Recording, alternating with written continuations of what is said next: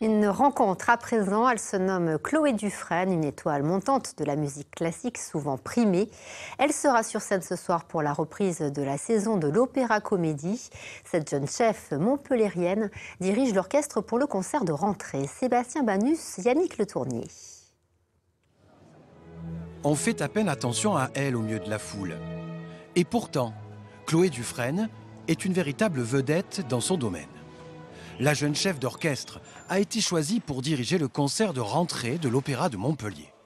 Un honneur qui ne doit rien au hasard, car au-delà de son talent reconnu mondialement, la musicienne connaît plutôt bien la maison.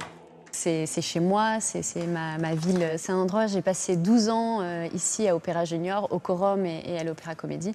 Donc c'est vrai que je connais les lieux un peu comme ma poche. Donc c'est toujours chouette de revenir avec un autre statut, mais de retrouver un petit peu ces lieux et ces émotions que j'ai pu avoir plus jeune. À seulement 32 ans, quand elle regarde dans le rétro, l'Opéra Junior semble tellement loin. Son parcours l'a menée d'Helsinki, où elle s'est formée, à Los Angeles, où elle collabore aujourd'hui avec l'Orchestre Philharmonique. Un parcours presque incroyable pour ceux qui l'ont connue enfant sur les bancs de l'Opéra de Montpellier. J'ai rencontré Chloé sur une production, Amal ou les Visiteurs de la Nuit. J'étais chorégraphe avec Richard Mitou. Et déjà, elle était brillante, lumineuse, extraordinaire.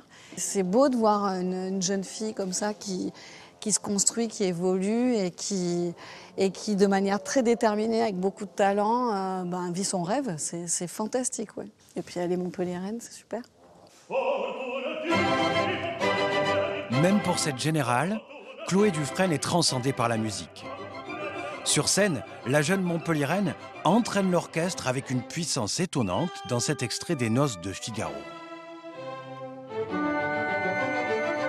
Une comédie aux revendications sociales qui résonne particulièrement aujourd'hui. Chloé Dufresne fait partie de ces femmes qui ont conquis une place longtemps réservée aux hommes et qui ont chassé les derniers doutes de la profession à force de talent. Alors, il n'y a jamais eu de doute que les femmes avaient autant leur place, simplement on la leur laissait moins. Donc maintenant, en effet, maintenant les portes s'ouvrent un tout petit peu plus, mais elles ont été toujours légitimes pour être à ces places-là. Il se trouve que maintenant, voilà, on est là et on compte bien y rester. Moins de 10% des grands orchestres dans le monde sont aujourd'hui dirigés par des femmes. Mais la proportion ne cesse d'augmenter sous la baguette de jeunes artistes déterminés, comme la montpelliéraine Chloé Dufresne.